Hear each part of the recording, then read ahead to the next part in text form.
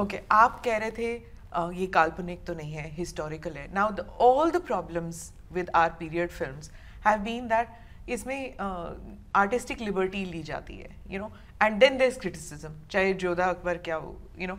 I know that like when I went to Pakistan, I went to the Lahore fort and वहाँ पे लोग कहते हैं there was no queen called Jodha.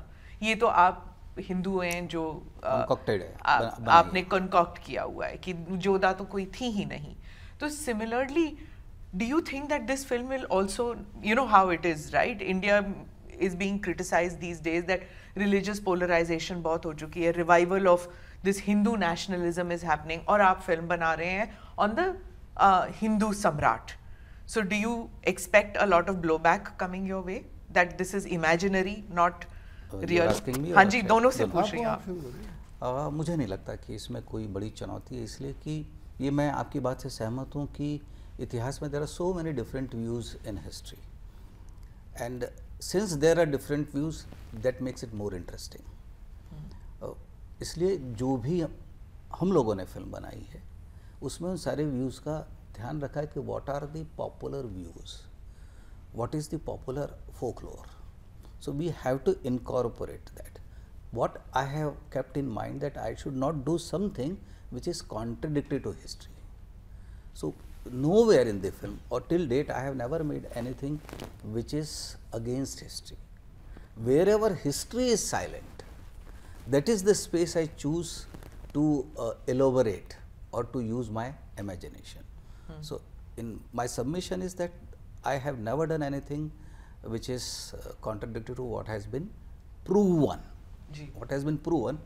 और दूसरी बात, क्रिएटिव लिबर्टी की ज़रूरत इसलिए नहीं पड़ती कि ये बहुत ही सुंदर कहानी है. अच्छा. और इस पर एक महाकवि जिसका नाम चंद बरदाई है, उसने एक महाकाव्य लिखा है जिसको हिंदी का पहला महाकाव्य कहा जाता है.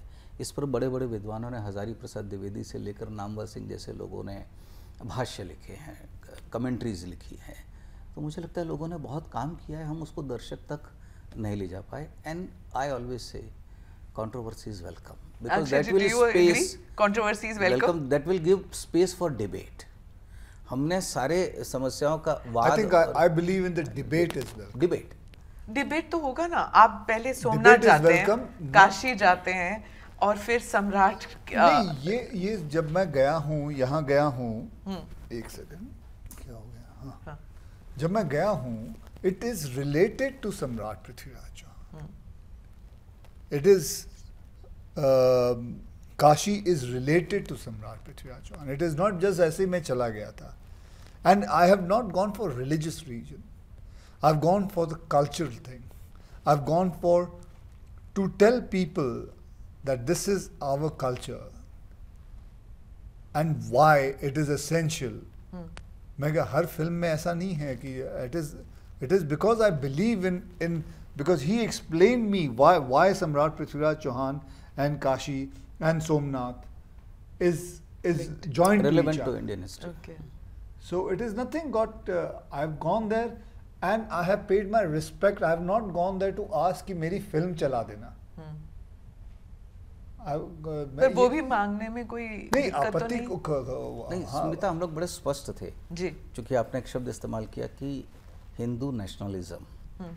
मैं उसको कल्चरल नेशनलिज्म भी कहता हूँ. And there is nothing wrong in revival of Hindu nationalism और cultural nationalism, because the character of this nation is Hindu, and when I say Hindu it means culture. Having said this, why did we go to Somnath और वाराणसी?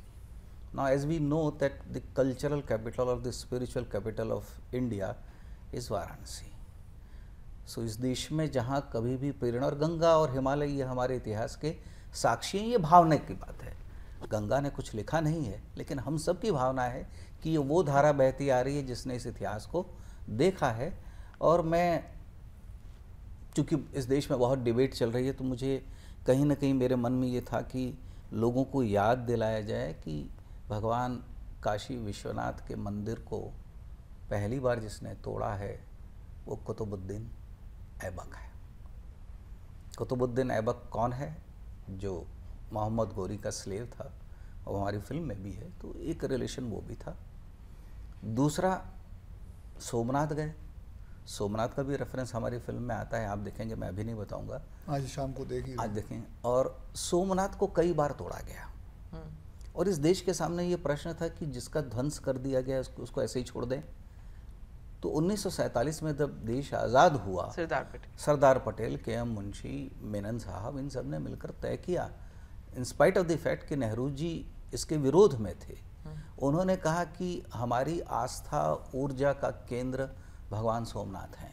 और सिर्फ भगवान सोमनाथ मतलब ये हमारे सांस्कृतिक पुनरुत्थान की बात है। भारत जो लगभग 1500 से ज़्यादा वर्षों से 1192 के बाद मैं कहता हूँ कि जो गुलाम रहा, जिस पे कई प्रकार के अत्याचार हुए, धर्म परिवर्तन हुआ, सब कुछ इस समाज ने सहा, आज आज़ाद देश में हमारे पास एक अवसर है कि हम उस संस्कृति का घोष वापस करें।